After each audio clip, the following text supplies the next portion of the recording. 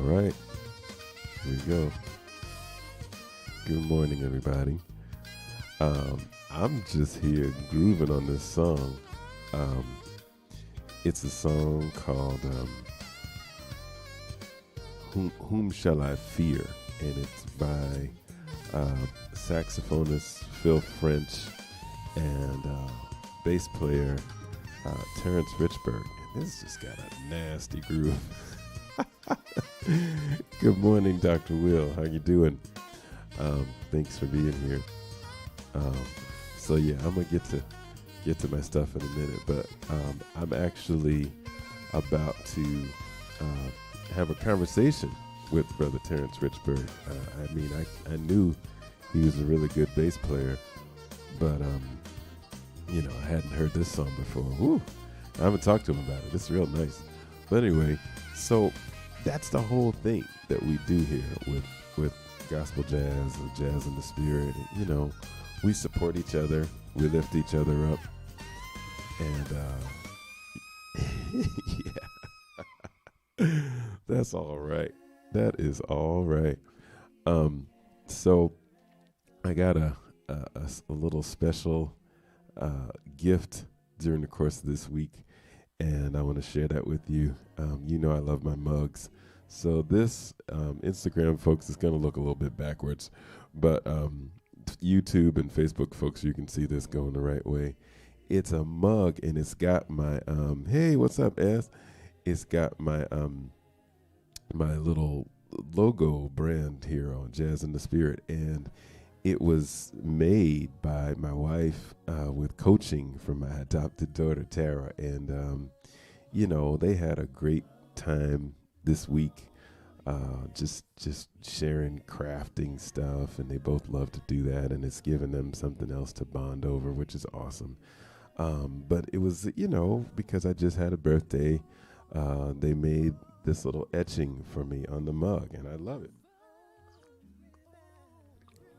And it has instantly become a prized possession for me. And so as I sip during the course of this broadcast, I do it with a great deal of sentiment, because, this is Saturday Sentiments, and, because I really appreciate them doing that. Thank you, sir. Appreciate it.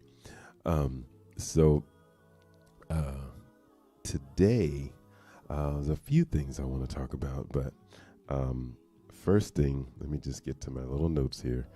I'm about 3/4 of the way through this book called Living the Life I Sing About, and it's by Dr. Alfonso Simpson and Thomas Dorsey III, who's an attorney and the grandson of Thomas A. Dorsey.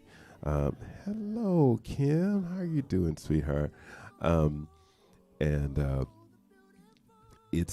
I'm getting to a juicy part right now where they're talking about the controversy that was involved during the kind of like, I guess you could say 1930s, 1940s.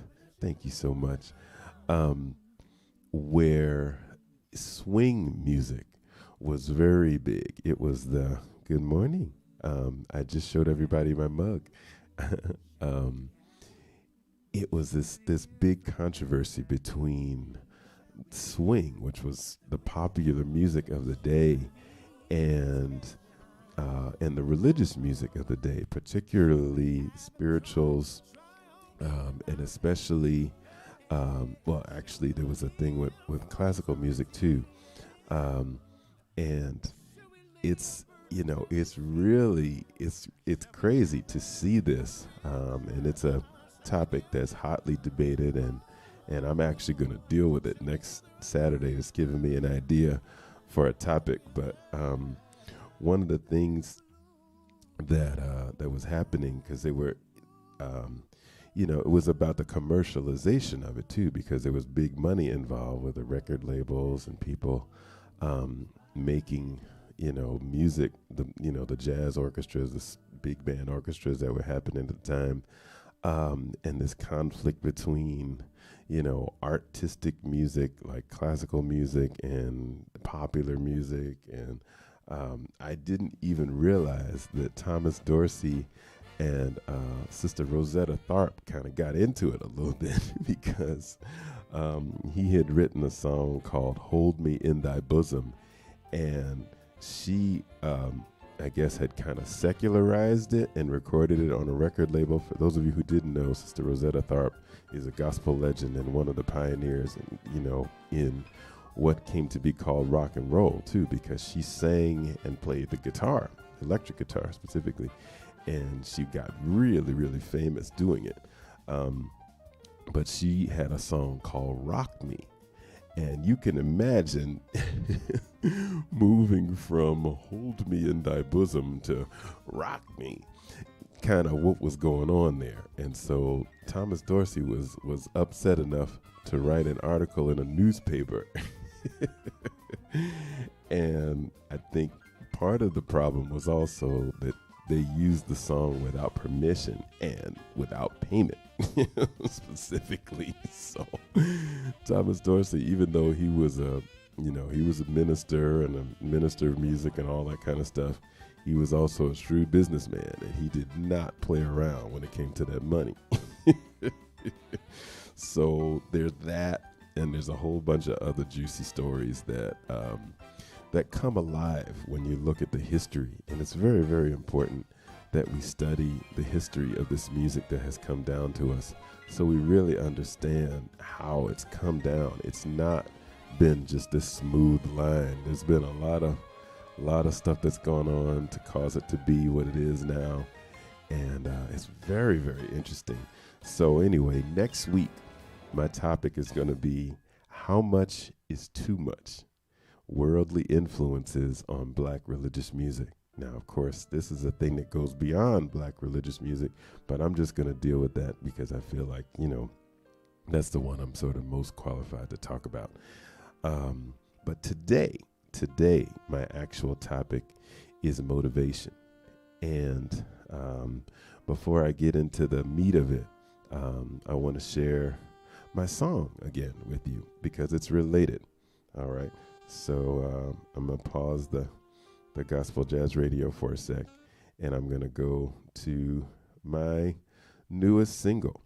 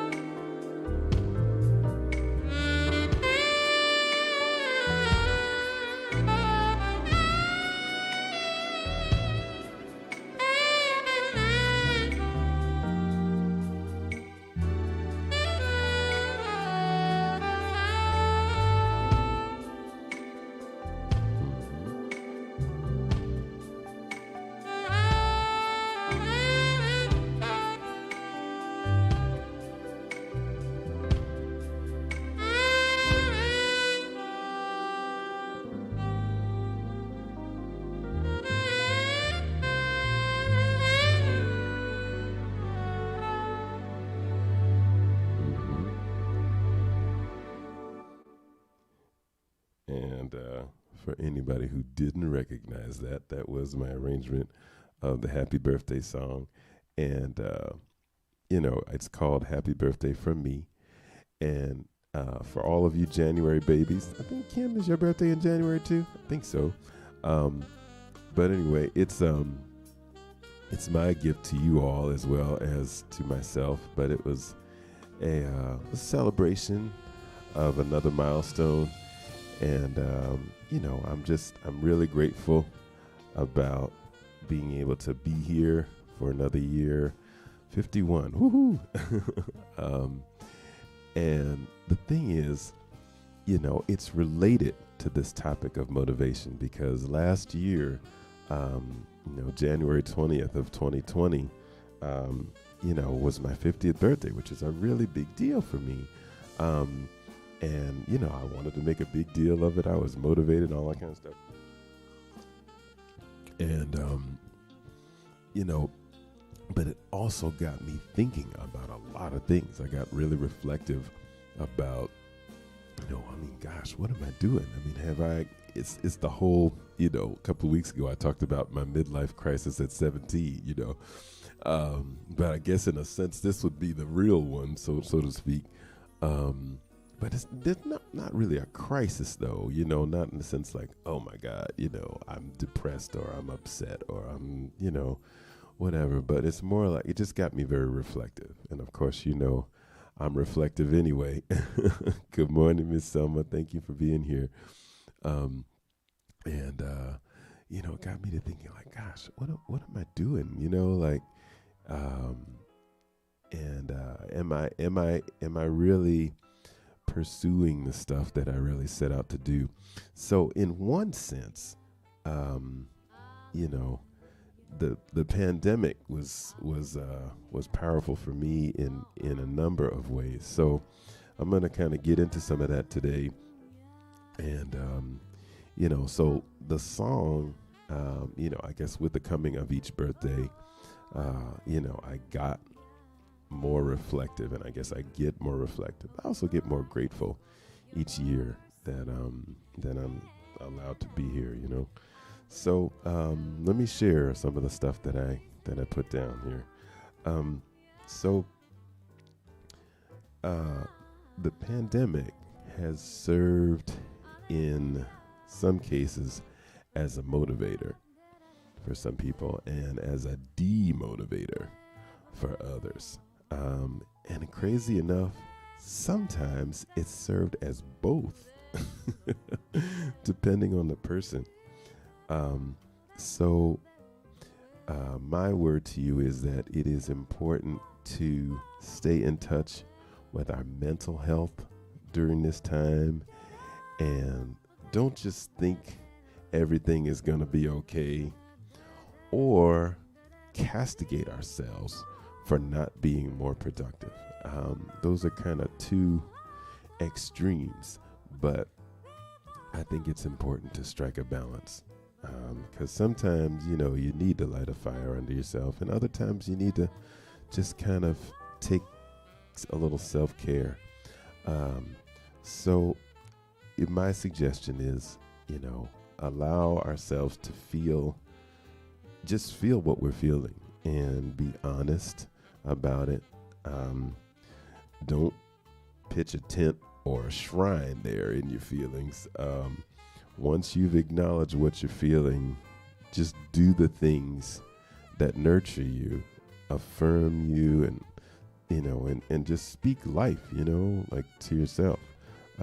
Then once we've taken care of the inside, then we can handle the outside world better. If you all want to send some comments, I'd be interested in hearing how the pandemic has affected your motivation. Feel free to just put some little comments in the chat, wherever it is that you're watching from, and I'd be interested in hearing from you. Now, like I said, I found that the pandemic was it was a real motivator for me. Just being honest, there's nothing like having all of your income shut down at the same time to light a fire under you like, oh my God, what am I going to do? Because that's literally what happened. And as you know exactly what I'm talking about. There's no joke out here for us, quote unquote, gig workers. Woo. I heard a story about a guy that I went to school with, Mr. Richie Goods. He's a wonderful bass player. He actually played bass on my CD Wednesday afternoon. And he was talking about how because he toured with all kinds of people, Manhattan Transfer and all these folks.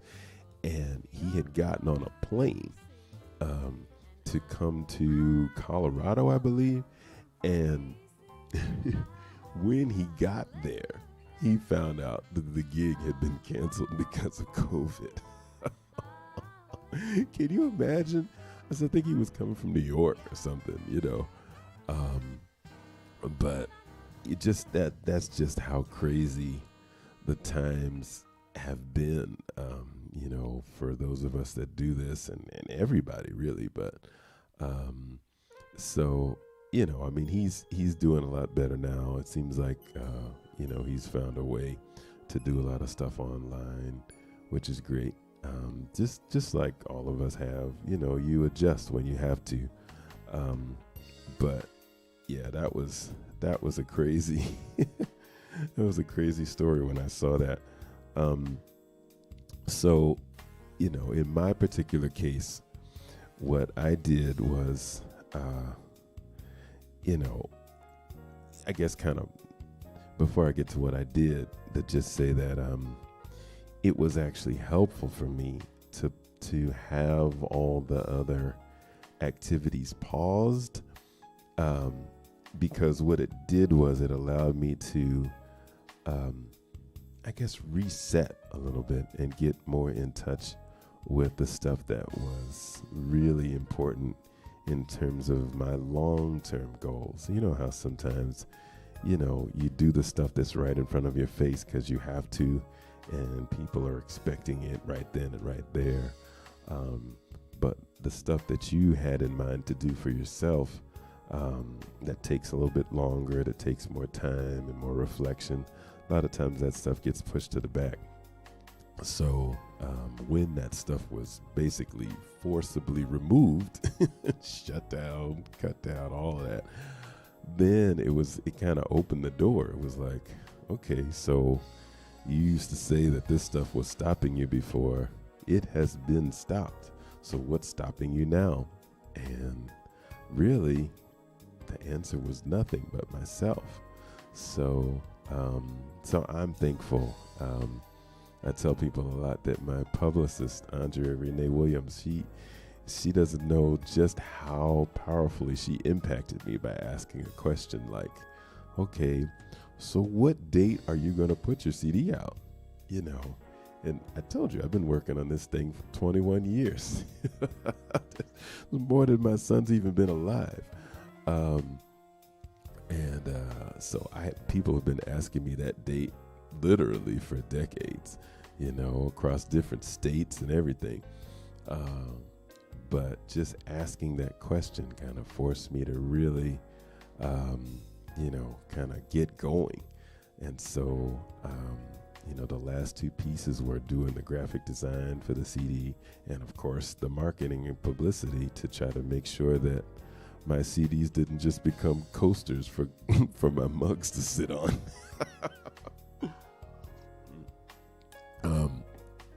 So that was really important, and I'm so grateful. I'm not gonna lie to you. At first, I just picked the date Juneteenth because I thought that maybe we would be released, quote unquote, by then.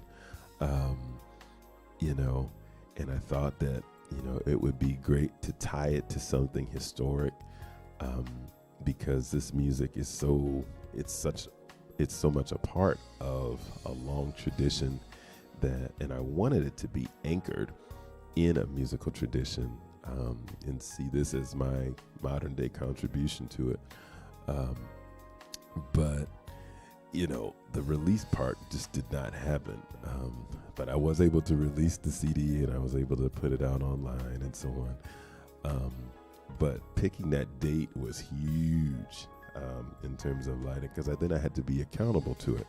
So sometimes I found that, just saying, okay, I'm going to do a certain thing, it helps me to just be accountable to make sure that I do it. Especially, most of what I do, or a lot of what I do, is self-employed and kind of working at my own schedule, working at my own pace. So, it's not like I'm going, in the office every day and, okay, so how's it going, Rich? What you got for me today? You know, that kind of thing. That just doesn't exist. I pretty much come down in the basement and ask myself, okay, so Rich, what do you have to do today? And I got to answer. um, so, you know, there's, of course, there are other people involved, but, you know, a lot of it is just me having conversations with myself. So, as you can see, motivation is a huge factor for me. And certain days I'm just like, man, I don't feel like doing anything at all. And honestly, sometimes I just allow myself to take a break. You know, I may go upstairs and lay down. I may sit down in a chair and just look at the sky for a while.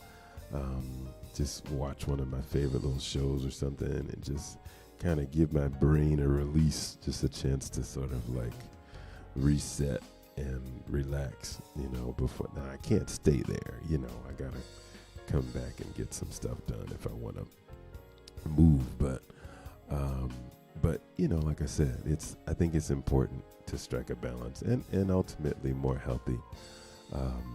You know, the old adage, all work and no play makes Jack a dull boy, I think is still true in 2021. But then the scripture says, if a man doesn't work, neither shall he eat. So you got that as a counterbalance. So, you know, so I think most of us find our way somewhere in the middle of all that.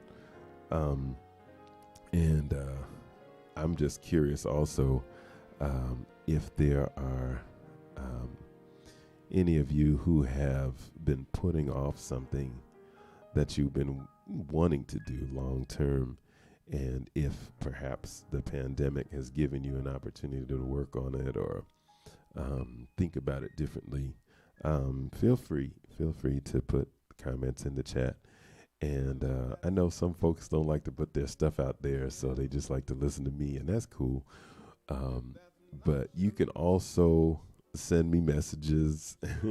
That's DMs, as they call them, the direct messages, on any of these platforms, or you can send an email to info@jazzinthespirit.com. Oh, sorry, quick commercial. Info@jazzinthespirit.com still works, but it's starting, because I've had it for a long time, it's starting to get kind of crowded. So what I did is I started another email address, and I want to use this new email address specifically as a way to connect to people. You know how I was talking about how on social media they have all these algorithms that keep people from being able to really see your thing. So you think, oh yeah, I got 1,000 people who like my thing, I got 1,500 friends or whatever, but you wonder why you only hear from about 25 of them. That's not by accident, y'all. They're in the business to make money. So their whole thing is, if you want to talk to that many people, you need to put some ads up. You need to spend some money. Otherwise, it's not going to happen. So if you've ever been wondering how come you don't hear from the 1,500 or 2,000, 3,000 people that you know, that's why. I'm just telling you the truth. So what I want to do is to be able to build an email list that really does reach to however many people there are. And there's a specific reason, because you know, my major goal, I've been saying for a while, is 10,000 units of my CD to be downloaded, sold, or streamed by June 18th of this year, with the purpose being that I will use that to leverage and to demonstrate to the music industry that there's a verifiable, documentable market for this music that we can use to get stations like Gospel Jazz Radio on satellite radio for the larger community to hear. We can have, you know, gospel jazz venues that specialize in that. Anybody who's played this music knows how hard it is to find an actual venue that will support our music. and they're even national artists are having trouble with that. And also, just placement in stores and distribution centers, just the whole thing, having options to find where gospel jazz is, and also to have it be studied in more detail in the universities and the halls of academia, because there's a tremendous history here. So that's kind of my mission, y'all. That's really what it is. I think I've been put here to do. It's not just I love to write music, I love to play, but it's so much more than that for me. It's really, a mission and a commission to raise the awareness of this music and to bring all of the disparate elements together from their various spots. So that's the reason why I'm asking you guys to. I'm always asking you to support the CD, to purchase and to share it with people, because of course I want to eat too, just like anybody else. But really, I want to raise the awareness and to kind of change the game for all of us, so that we can all eat, if you know what I'm saying. So spread the word, share this video, share the links. They're everywhere. Every time I put something up, there are links to the album, links to what you can do to support. I'm always talking about gospel jazz radio. So these are all these are things I'm motivated to do, y'all, as you can see. But it's important. It's very important that we not just talk about it, that we be about it, as the expression goes. So if there's something that you all have been putting off long term, I want to encourage you to just go for it. I mean, why not? This is one of the best times to do whatever that thing is that you've been thinking about doing, talking about doing, but you just haven't for whatever reason. Nobody's judging you, but just encouraging you to go forward, encouraging you to make this the time. Charlie Parker wrote a song years and years ago called "Now's the Time." Real simple song, but with a powerful message. Sprint talked about Nike talked about just do it, so sometimes you gotta just okay, today, not tomorrow. So I hope that you can find something to be motivated about, as you reflect on this kind of stuff. And if listening to me helps you reflect, helps you to get motivated, then hey, then that's a win for me. Another thing is, next month, I'm going to be, it's going to be Black History Month, of course. I'm going to be highlighting, beginning next month, I'm going to be highlighting a particular song off of my album, so you can kind of get a, I guess, behind the scenes look at how it came to be, and kind of a deeper dive into what it's all about. So we're going to start with By and By next month. It's the full title of the original song is "We'll Understand It Better By and By," and it was written by Reverend Charles Albert Tinley a long time ago, actually before Thomas Dorsey even came to prominence and all that. So but Reverend Tinley had a major impact with the music that he wrote, and a lot of those songs are still with us today. But that particular one has a significance to me, which I'll be talking about next month. So if you want to give it a listen, it's right there on all those digital outlets. The CD is there. It's on my my YouTube channel, Jazz in the Spirit Video. You can preview it there. But I hope you actually purchase it too, because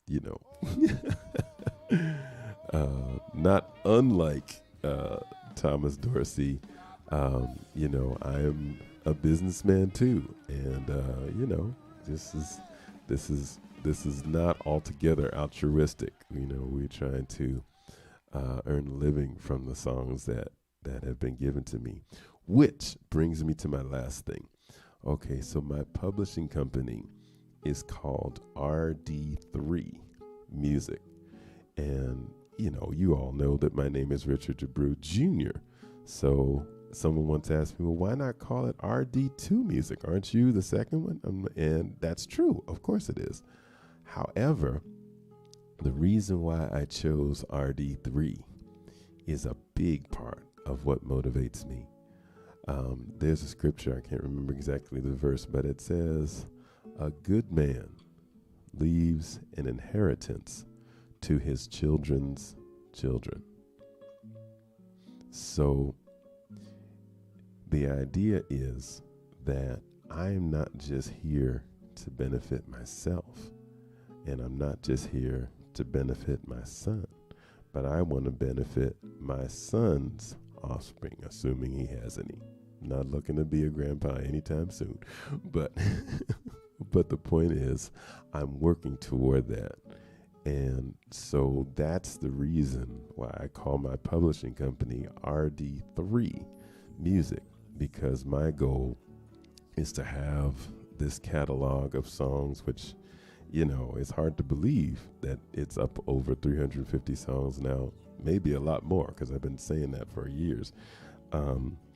But that's the reason why I chose that name, because just like, George Gershwin, Irving Berlin, Jerome Kern, Rodgers and Hammerstein, all these folks who have written these songs that were part of the Great American Songbook, their heirs, their children's children, are doing wonderful because of those songs that they wrote so long ago. Now, some of them may be falling into the public domain now, or may have already, but the point is, before they did, they were able to earn significant income, not only for them, but for their families. And so when I put these albums out, when I, seek to get song placements in various places, it's because I want to build a legacy for those that come after me.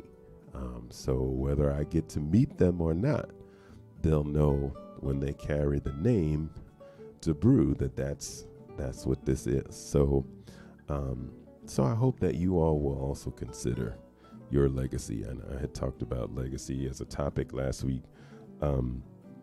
So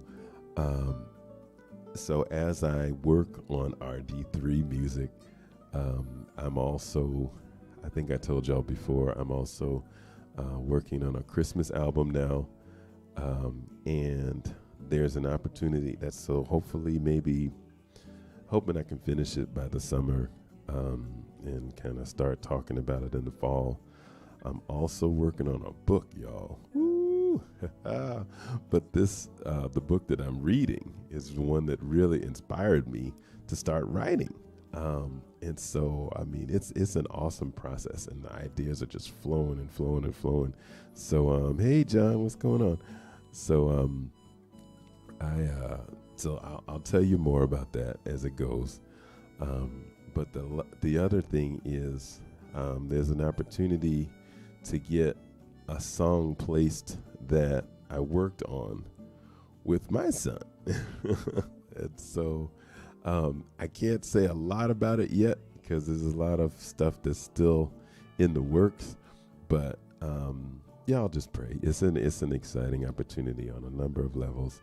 And so I'm hoping that some good things will happen for it this year or in the year to come. So we got that. We got the Christmas album working on. We got the book coming out, and of course, actively promoting Jazz in the Spirit that's been out since last year. And I can say this too. On Tuesday, I talked about the actual sales totals, And I know a lot of independent artists do not like to talk about their sales publicly. It's just like, oh yeah, everything is great. This is the best album ever. You got to be, My thing is, I used to hear honesty is the best policy. So that's what I'm going to try to live by. Here's the real hard numbers, y'all. Since I first put the CD out, I have sold 232 CDs. All right. And 1,533 digital units. So that means downloads, streams, let's just say downloads and streams of the album as well as the individual singles. So that's a total of 1,765 units. And now this is almost the end of January 2021. And my goal has been to reach 10,000 units sold, downloaded, or streamed by June 18th of this year. So that's a lot. I'm 8,235 units away from that right now, which divided across 5 months would mean I'd have to sell, download, or stream 1,647 units for the next 5 months, February, March, April, May, and June, in order to reach that goal. So some would say that's just not realistic, dude. I mean, you gotta change that up. And they're right from the standpoint of the industry. But as I said last Tuesday, most of my life has been stuff that's just not realistic, stuff that just wasn't supposed to happen. So, I get it, that's the projection. But I also know what I know. A lot of my life has been lived by faith and motivation. So I'm not going to place any limits on the one who gave me the inspiration for this music. Amen, somebody. So I definitely could use your help in whatever ways, if you believe in the mission that we're talking about, to raise this awareness, to increase opportunities for musicians like me, writers, and creators of this art form. Then partner with me. Do your part to spread the word. Let people know that there's an awesome station that a lot of people are not getting to hear because it's only on the internet. And if you don't know about that specific thing, you won't even know that. So, and there are some amazing albums that are being made every day by some wonderful artists that deserve to be heard in a larger context. So that's what I'm doing. That's the story, y'all. So I am definitely feeling very motivated. It's not saying that there aren't some days that I feel kind of like out of it and whatever, but just take it one day at a time, one experience at a time, one moment, one celebration at a time. So, so hopefully during this time, you all will take care of yourselves.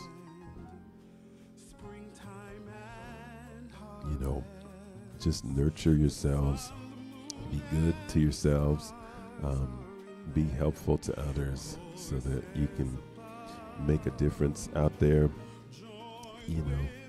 It's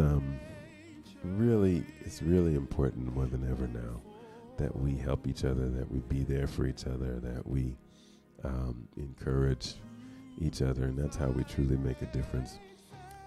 So I'm hoping that this reflection on motivation is helpful to you, and I'm hoping that you will join in with me on this mission to raise awareness for this music, and and pray for the success of the project. Pray for each other.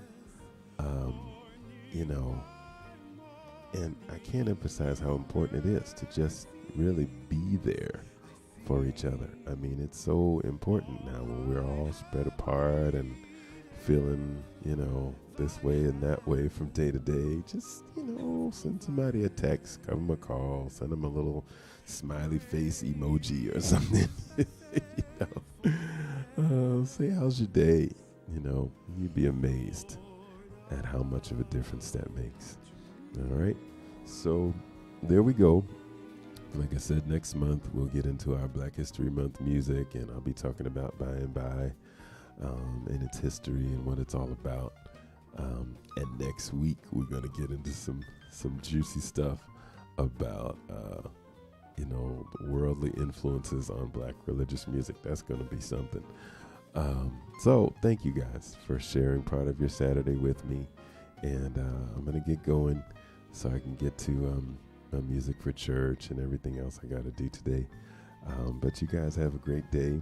It's always good to see you. I can't see you in person, so this is kind of like how we get to connect. So, so it means a lot. It means a lot to me, and your support makes a tremendous amount of difference to me. So, thank you again, and you all have a blessed day. All right, thanks so much.